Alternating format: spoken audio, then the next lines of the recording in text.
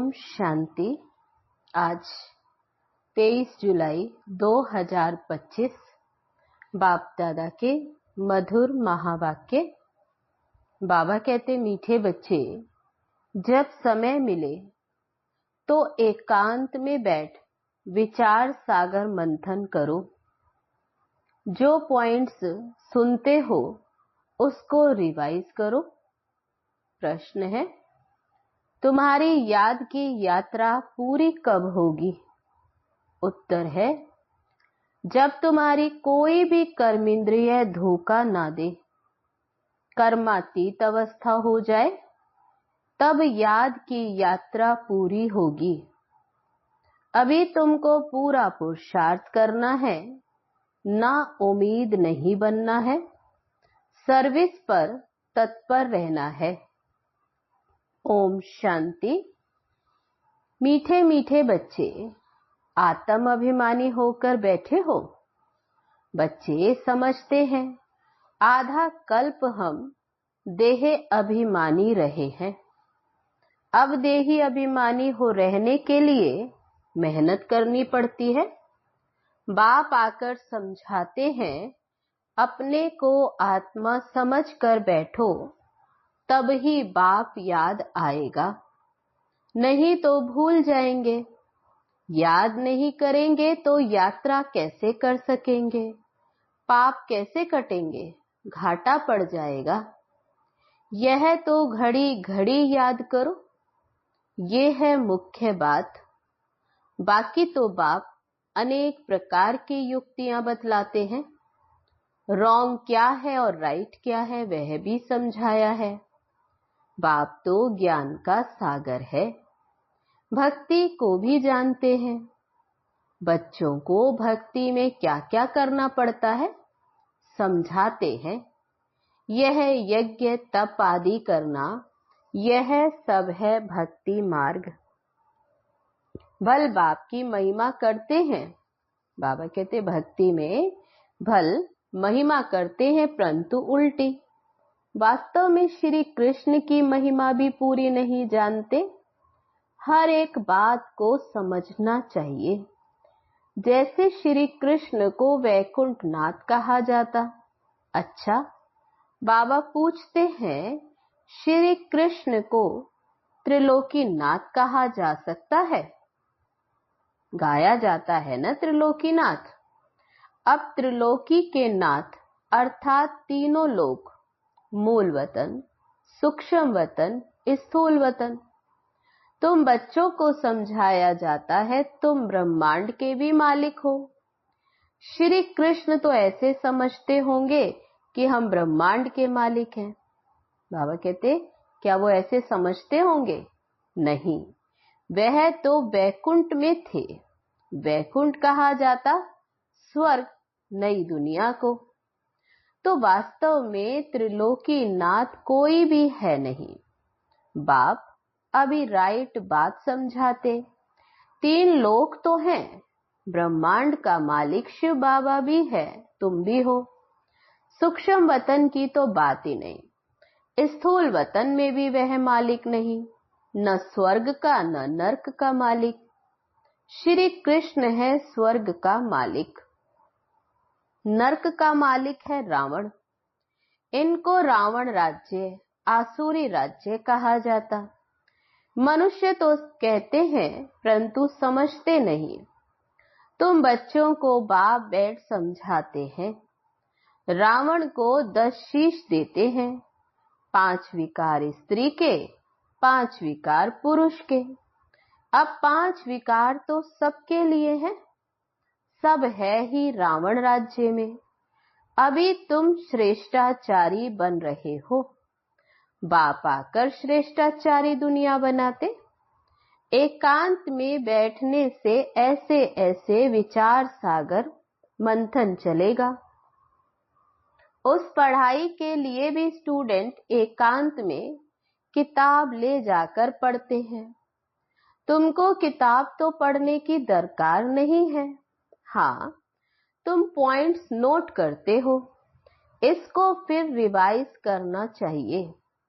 ये बड़ी गुह्य बातें हैं समझने की। बाप कहते हैं ना, आज तुमको गुइये ते गुइये नई नई पॉइंट्स समझाता हूँ। पारसपुरी के मालिक तो लक्ष्मी नारायण हैं। ऐसे भी नहीं कहेंगे कि विष्णु हैं। विष्णु को भी समझते नहीं है कि यह लक्ष्मी नारायण है। अभी तुम शॉर्ट में एम ऑब्जेक्ट समझाते हो। ब्रह्मा सरस्वती कोई आपस में मेल फीमेल नहीं है। यह तो प्रजापिता ब्रह्मा है ना। प्रजापिता ब्रह्मा को ग्रेट ग्रेट ग्रैंड फादर कह सकते हैं। शिव बाबा को सिर्फ बाबा ही कहेंगे, बाकी तो सब ब्रदर्स हैं। इतने सब ब्रह्मा के बच्चे हैं। सबको मालूम है हम भगवान के बच्चे ब्रदर्स हो गए, परंतु वह है निराकारी दुनिया में। अभी तुम ब्राह्मण बने हो। नई दुनिया सत्युग को कहा जाता है। इनका नाम फिर पुरुषोत्तम संगम युग रखा है। सत्युग में होते ही हैं पुरुषोत्तम। ये बड़ी वंडरफुल बातें हैं। तुम नई दुनिया के लिए तैयार हो रहे हो। इस संगम युग पर ही तुम पुरुषोत्तम बनते हो। कहते भी हैं हम लक्ष्मी नारायण बनेंगे। बाबा कहते ये है सबसे उत्तम पुरुष। उन्हों को फिर देवता कहा जाता। उत्तम से उत्तम नंबर 1 है लक्ष्मी नारायण। फिर नंबरवार तुम बच्चे बनेंगे। सूर्यवंशी घराने को उत्तम कहेंगे। नंबर 1 तो है ना। आहिस्ते आहिस्ते कला कम होती है। अभी तुम बच्चे नई दुनिया का मुहूर्त करते हो। जैसे नया घर तैयार होता है तो बच्चे खुश होते हैं, मुहूर्त करते हैं। तुम बच्चे भी नई दुनिया को देख खुश होते हो, मुहूर्त करते हो। लिखा हुआ भी है, सोने के फूलों की वर्षा होती है। तुम बच्चों को कितना खुशी का पारा चढ़ना चाहिए। बाबा कहते तुमको सुख और शांति दोनों मिलते हैं। दूसरा कोई नहीं जिनको इतना सुख और शांति मिले। दूसरे धर्म तो आते हैं तो द्वैत हो जाता। तुम बच्चों को अपार खुशी है। हम पुरुषार्थ कर रहे हैं ऊंच पद पाएं। ऐसे नहीं कि जो तकदीर में होगा सो मिलेगा। पास होने होंगे तो होंगे नहीं।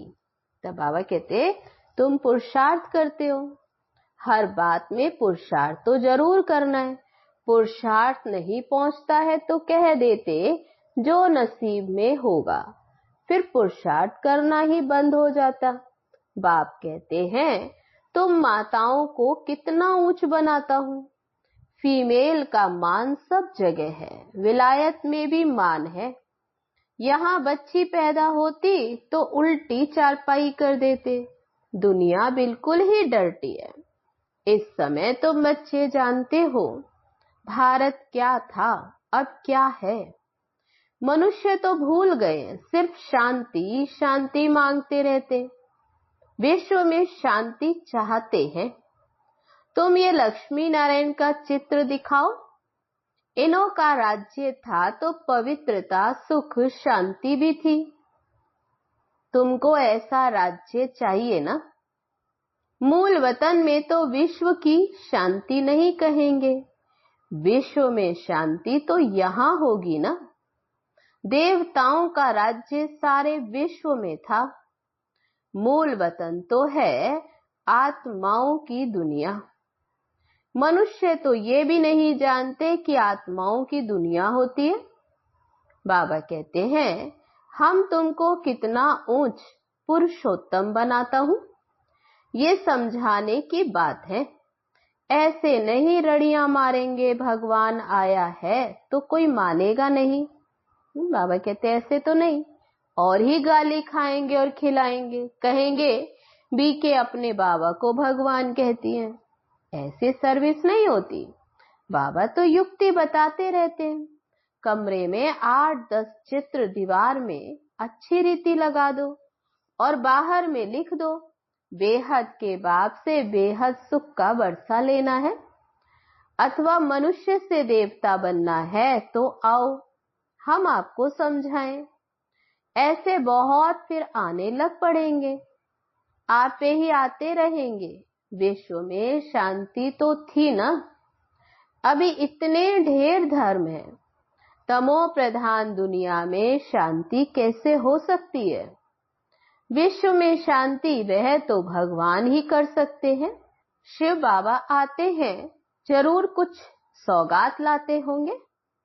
एक ही बाप है जो इतना दूर से आते हैं, और ये बाबा एक ही बार आते।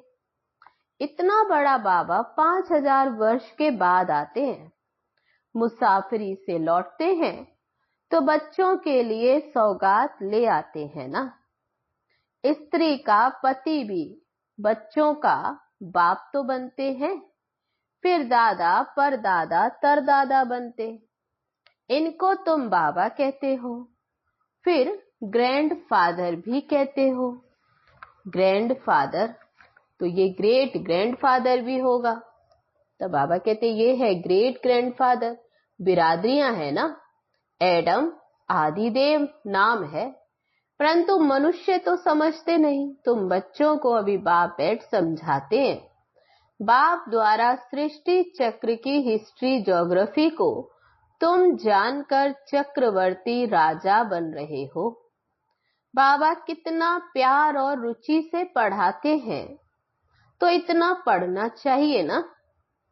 सवेरे का टाइम तो सब फ्री होते हैं, सुबह का क्लास होता है आधा पौना घंटा, मुरली सुनकर फिर चले जाओ।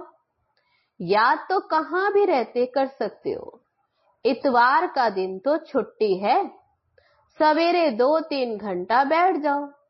दिन की कमाई को मेकअप करो, पूरी झोली भर दो, टाइम तो मिलता है ना। माया के तूफान आने से भी याद नहीं कर सकते। बाबा बिल्कुल सहज समझाते हैं। भक्ति मार्ग में कितने सत्संगों में जाते, श्री कृष्ण के मंदिर में, फिर श्रीनाथ के मंदिर में, फिर और किसके मंदिर में जाएंगे। यात्रा में भी कितने व्याभिचारी बनते, इतनी तकलीफ भी लेते, फायदा कुछ भी नहीं। ड्रामा में यह भी नूंद है, फिर भी होगा। तुम्हारी आत्मा में पार्ट भरा हुआ है। सत्युग त्रेता में जो पार्ट कल्प पहले बजाया वही बजाएंगे। मोटी बुद्धि ये भी नहीं समझते। जो महीन बुद्धि है वही अच्छी रीति समझकर समझा सकते हैं। उन्हें अंदर भासना आती है कि ये अनादि नाटक बना हुआ है। दुनिया में तो कोई नहीं समझते ये बेहद का नाटक है। इनको समझने में भी टाइम लगता है। हर एक बात डिटेल में समझाकर फिर कहा जाता है। मुख्य है याद की यात्रा। सेकंड में जीवन मुक्ति भी गाया हुआ है, और फिर यह भी गायन है कि ज्ञान का सागर। सारा सागर स्याही बनाओ, जंगल को कलम बनाओ, धरती को कागज बनाओ, तो भी अंत नहीं आ सकते। शुरू से लेकर तुम कितना लिखते आए हो, ढेर कागज हो जाए। बाबा कहते तुमको कोई धक्का नहीं खाना है। मुख्य है ही अलफ, बाप को याद करना है। यहां भी तुम आते हो शिव बाबा के पास। शिव बाबा इनमें प्रवेश कर तुमको कितना प्यार से पढ़ाते हैं। कोई भी बड़ाई नहीं है। बाप कहते मैं आता हूं पुराने शरीर में। कैसे साधारण रीति शिव बाबा आकर पढ़ाते, कोई अहंकार नहीं। बाप कहते हैं तुम मुझे कहते ही हो बाबा पतित दुनिया पतित शरीर में आओ, आकर हमको शिक्षा दो। सत्युग में नहीं बुलाते हो कि आकर हीरे जवाहरातों के महल में बैठो, भोजन आदि पाओ। शिव बाबा भोजन पाते ही नहीं, आगे बुलाते थे कि आकर भोजन खाओ। 36 प्रकार का भोजन खिलाते थे। बाबा कहते फिर भी होगा, ये भी चरित्र ही कहें। श्री कृष्ण के चरित्र क्या है? वह तो सतयुग का प्रिंस है, उनको पतित पावन नहीं कहा जाता। सतयुग में यह विश्व के मालिक कैसे बने, यह भी अभी तुम जानते हो। मनुष्य तो बिल्कुल घोर अंधियारे में है। अभी तुम घोर रोशनी में हो। बाप आकर रात को दिन बना देते हैं। आधा कल्प तुम राज्य करते हो तो कितनी खुशी होनी चाहिए। बाबा कहते तुम्हारी याद की यात्रा पूरी तब होगी जब तुम्हारी कोई भी कर्मेंद्रिय धोखा ना दे, कर्मातीत अवस्था हो जाए, तब याद की यात्रा पूरी होगी। अभी पूरी नहीं हुई है, अभी तुमको पूरा पुरुषार्थ करना है, ना उम्मीद नहीं बनना है। सर्विस और सर्विस। बाप भी आकर बूढ़े तन से सर्विस कर रहे हैं ना। बाप करन करावन हार है। बच्चों के लिए कितना फिक्र रहती है, ये बनाना है, मकान बनाना है। जैसे लौकिक बाप को हद के ख्यालात रहते हैं, वैसे पारलौकिक बाप को बेहद का ख्याल रहता। तुम बच्चों को ही सर्विस करनी है। दिन प्रतिदिन बहुत सहज होता जाता है। बाबा कहते जितना विनाश के नजदीक आते जाएंगे उतना ताकत आती जाएगी। गाया हुआ भी है, भीष्म पितामह आदि को पिछाड़ी में तीर लगे। अभी तीर लग जाए तो बहुत हंगामा हो जाए, इतनी भीड़ हो जाए जो बात मत पूछो। कहते हैं ना, माथा खुजलाने की भी फुर्सत नहीं। बाबा कहते ऐसे कोई है नहीं, परंतु भीड़ हो जाती तो फिर ऐसे कहा जाता है। जब इन्हों को तीर लगे तो फिर तुम्हारा प्रभाव निकलेगा। सब बच्चों को बाप का परिचय तो मिलना है। तुम 3 पैर पृथ्वी में भी अविनाशी हॉस्पिटल और गॉडली यूनिवर्सिटी खोल सकते हो। पैसा नहीं तो भी हर्जा नहीं, चित्र तुमको मिल जाएंगे। सर्विस में मान अपमान दुख सुख ठंडी गर्मी सब सहन करनी है। किसको हीरे जैसा बनाना कम बात है क्या? बाप कभी थकता है क्या? बाबा कहते तुम क्यों थकते हो? अच्छा, मीठे मीठे सिकेलरे बच्चों प्रति माता पिता बाप दादा का याद प्यार और गुड मॉर्निंग। रूहानी बाप की रूहानी बच्चों को नमस्ते। हम रूहानी बच्चों की रूहानी बाप दादा को नमस्ते नमस्ते। ओम शांति। अब है धारणा के लिए मुख्य सार। पहली पॉइंट, सवेरे के समय आधा पौना घंटा बहुत प्यार व रुचि से पढ़ाई पढ़नी है। बाप की याद में रहना है। याद का ऐसा पुरुषार्थ हो जो सब कर्मेंद्रिय वश में हो जाए। दूसरी पॉइंट है, सर्विस में दुख सुख मान अपमान गर्मी ठंडी सब कुछ सहन करना है। कभी भी सर्विस में थकना नहीं है। 3 पैर पृथ्वी में भी हॉस्पिटल कम यूनिवर्सिटी खोल हीरे जैसा बनाने की सेवा करनी है। वरदान है आज का, सच्चे आत्मिक स्नेह की अनुभूति कराने वाले मास्टर स्नेह के सागर भव। जैसे सागर के किनारे जाते हैं तो शीतलता का अनुभव होता है, ऐसे आप बच्चे मास्टर स्नेह के सागर बनो। तो जो भी आत्मा आपके सामने आए वो ये अनुभव करे कि स्नेह के मास्टर सागर की लहरें स्नेह की अनुभूति करा रही हैं। क्योंकि आज की दुनिया सच्चे आत्मिक स्नेह की भूखी है। स्वार्थी स्नेह देख देख उस स्नेह से दिल उपराम हो गई है। इसलिए आत्मिक स्नेह की थोड़ी सी घड़ियों की अनुभूति को भी जीवन का सहारा समझेंगे। स्लोगन है आज का, ज्ञान धन से भरपूर रहो तो स्थूल धन की प्राप्ति स्वतः होती रहेगी। आज के लिए अव्यक्त इशारा, संकल्पों की शक्ति जमा कर श्रेष्ठ सेवा के निमित्त बनो। जैसे सत्युगी सृष्टि के लिए कहते हैं एक राज्य एक धर्म है, ऐसे ही अब स्वराज्य में भी एक राज्य अर्थात स्व के इशारे पर सभी चलने वाले हो। मन अपनी मनमत ना चलावे, बुद्धि अपनी निर्णय शक्ति की हलचल ना करे, संस्कार आत्मा को नाच नचाने वाला ना हो, तब कहेंगे एक धर्म एक राज्य। तो ऐसी कंट्रोलिंग पावर धारण कर लो, यही बेहद सेवा का साधन है। अच्छा, ओम शांति।